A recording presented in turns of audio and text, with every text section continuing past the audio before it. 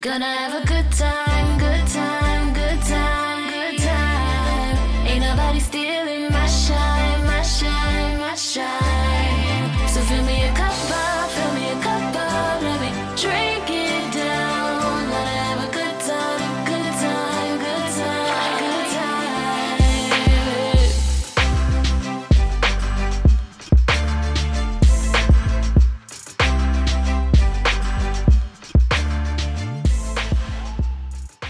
It's important to commemorate major advancements in technology, right? Like, I'm all for giving companies a hard time when they mess up, but I'm also big into congratulating those who do things right. So when someone absolutely goes gangbusters, that's a sign to dig a dead YouTube channel out from the cold earth and... Oh god, 2016? Dang. It's been a minute, hasn't it? Crap. Hey, look at this pretty footage. Gonna have a good time, good time, good time, good time. Ain't nobody stealing my shine, my shine, my shine. So fill me a cup up, fill me a cup up, let me drink it down. Gonna have a good time, good time, good time, good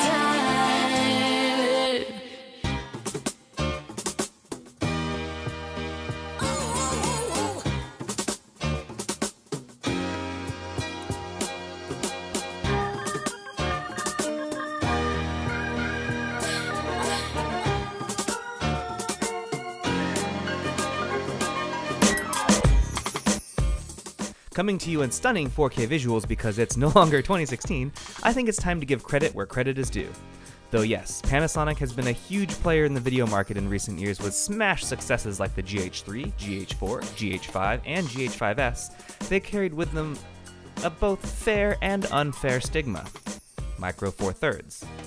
In addition to having the lamest name of all the sensors, seriously, 1 inch sounds better, Micro Four Thirds has struggled against the times to give an air of professionalism. Now this may change with guys like Olympus releasing a $3,000 classically square-shaped professional mirrorless camera and... Wait. Jesus Christ, is that thing actually $3,000? Is that right? Is that right? It is? But the sensor is the size of a Listerine breath strip. It's smaller than that? And it's how much? Oh Christ, I'm doing it. I'm part of the problem. Micro Four Thirds has been battling public opinion for years, mostly because sensor snobs can't get past the size of the thing, and though the generalized complaints about the limited ISO performance are valid, a lot of shooters who don't get distracted by the mob consensus have been praising the format for years. Panasonic and Olympus have basically been trading blows on who is the best of this format, with Panasonic generally sweeping the video categories and Olympus running away with the favorite in stills. Except for maybe the Lumix G9. That bad boy is an outstanding stills camera. Sorry, not sorry. But here, with Panasonic's latest in the S1 and S1R, it seems like they're tired of just playing fisticuffs with Olympus. It looks like they want to tango with the big boys, and quite honestly, their method is something to appreciate. Outside of how good images and video look from both these cameras, I think it's important to appreciate how well Panasonic came into this fight ready to throw down. Their timing, strategy, and finally the camera's features and performance are all coming together to position Panasonic to actually become more than a brand that makes great headphones, broadcast camcorders, televisions, and in-flight entertainment devices. And satellites for oil rigs. Panasonic is seriously diversified. I thought Canon was good at having fingers in multiple industries, but Panasonic is like the General Electric of Japan. Looking at this from Nikon, Canon, and Sony's perspective, Panasonic could not be releasing these cameras at a more inconvenient time. Sony, though clearly the leader in mirrorless by both their own admission and by general public perception of their brand, isn't quite slaying it at the pace they set for themselves as a standard. Don't get me wrong, every single full-frame mirrorless camera they have on the market right now is absolutely stellar, with the exception of the A7S II. Not only is that camera aged in its ability to capture video, its main detriment at present is a wholly Sony issue. Their menus suck majorly. Whoever designed those things feels like they are twins with whoever manages development over at Salesforce. More than half of the audience here isn't going to get this reference, but if you ever look at Salesforce as a user, it's a friggin' rat's nest of piecemeal jumble of features. It's powerful as hell, and just like Sony, tons of people swear by it, but absolutely no one will tell you it's easy to use or navigate. Well, that's how the Sony menu feels, and even though it's way better now than it was when the A7S II came out, it's still bad. And going back and using the A7S II feels like stepping into a time capsule of pure unadulterated suckage. And that's not where the problems end for Sony. It all comes back to the A7S. It's been a very, very long time since that camera was updated, and it's desperate for some love. If you watched my Canon 5D Mark IV video, the overarching theme of it was that Canon waited too long to release something. They waited so long that expectations got so far out of hand that no matter what they released, it was going to disappoint fans. And it absolutely did. And that's the problem Sony faces today. Not only are they likely struggling with heatsink issues in that body design that they absolutely steadfastly refuse to deviate from, they are now also having to deal with a gigantic list of expectations that all has to fit within a certain price point. They're nearly in a no-win situation. With Nikon, they just released what was supposed to be their high-end professional cameras that were also met with mixed consumer response. Though the sensors appear to be outstanding, the design choices such as the one card slot and less than perfect autofocus performance, as well as lens selection being somewhat lackluster at launch, left many thinking Nikon just tried to make a mirrorless out of their DSLR. There's absolutely no reason to hate on the Z6 and Z7, but they also weren't the crazy, awesome pro camera that the market was expecting. Remember that. Expecting.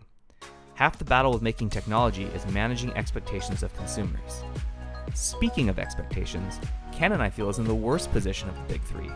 Not only did they not give users the features they were hoping to see, they weren't even up to the competitor standard in terms of autofocus performance like IAF, burst rate fire, and video performance. They couldn't even get rid of the crop factor that makes the 5D Mark IV a mediocre video shooting device.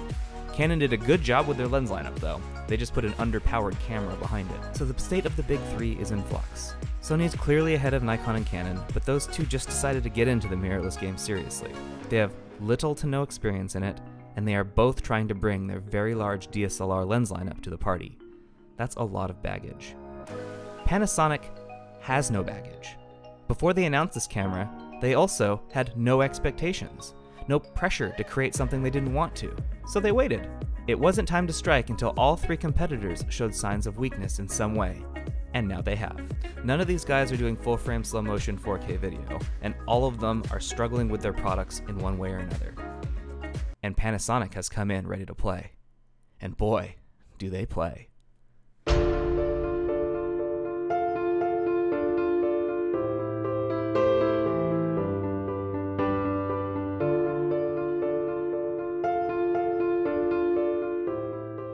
These cameras feel so good to use. The feel of the body, the way the shutter sounds when it closes, the placement of the buttons, the grip, and the EVF. God, the EVF is so good. It's all pointing in the right direction. Image quality and video performance at this point also look very good, and specifically in the case of the S1, it's only going to get better.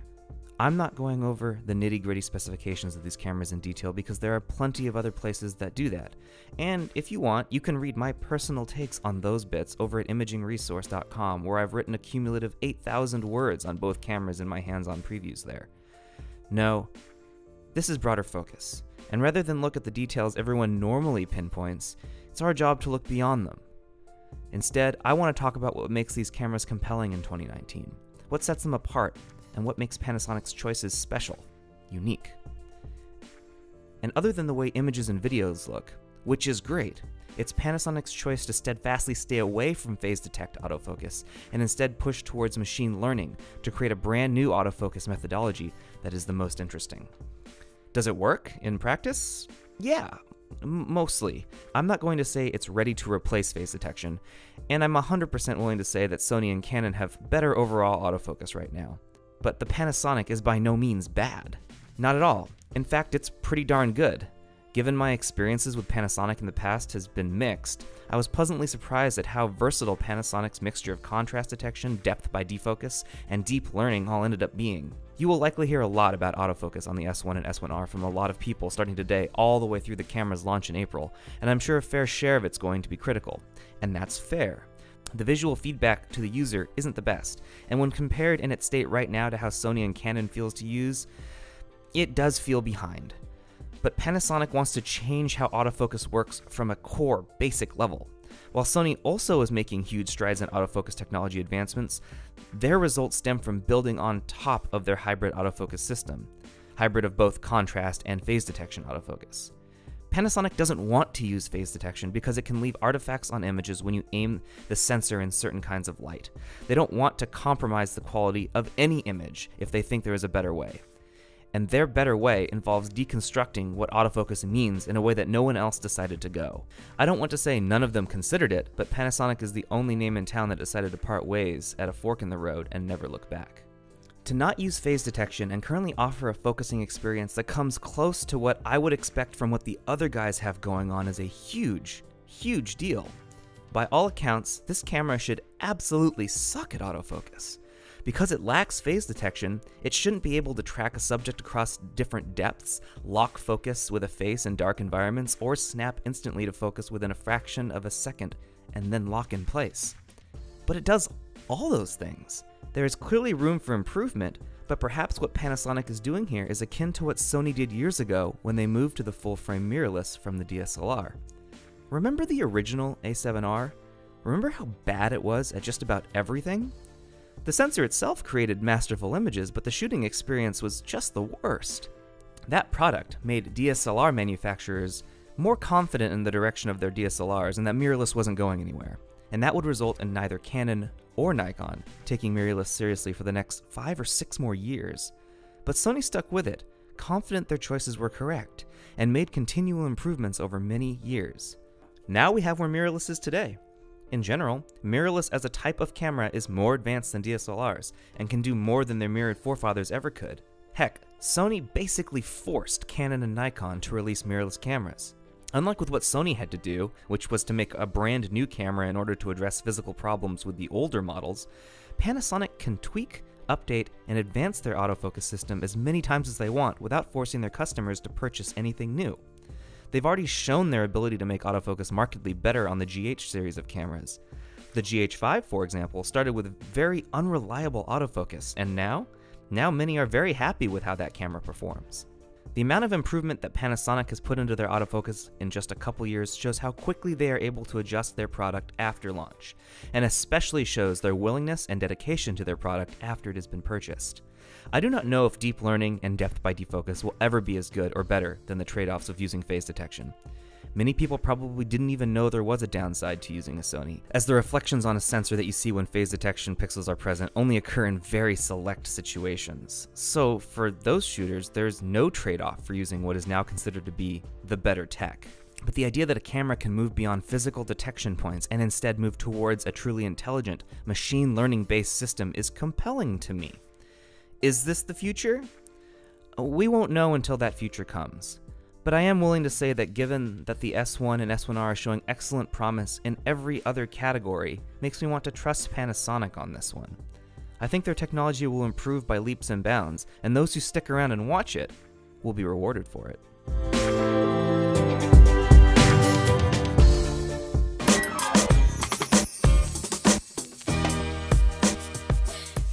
Hey guys, thanks for sticking around and watching another episode of Broader Focus, and I want to come out and say, again, I am real sorry for being so late in between videos. It's been over 2 years since I made one, and there's really no excuse for that. So I'm back, I'm going to be making more of these, and hopefully y'all will keep watching them. I won't say what the next couple videos will be about. There's a couple things that I'm working on, things are in flux, and there are several topics I want to touch on, but if you want to hear more from me, head on over to imagingresource.com. That's where I've written a huge breakdown on both of these cameras. I've written several thousand words. You can read all of my thoughts on the very technical things about them and some of my thoughts on how they work in general. Also, every week I do a podcast with my buddy Ted Forbes over from The Art of Photography, and you can catch that podcast at the Art of Photography Off Camera that you can get on iTunes or Stitcher or wherever you listen to podcasts. So catch y'all there, and thanks for watching.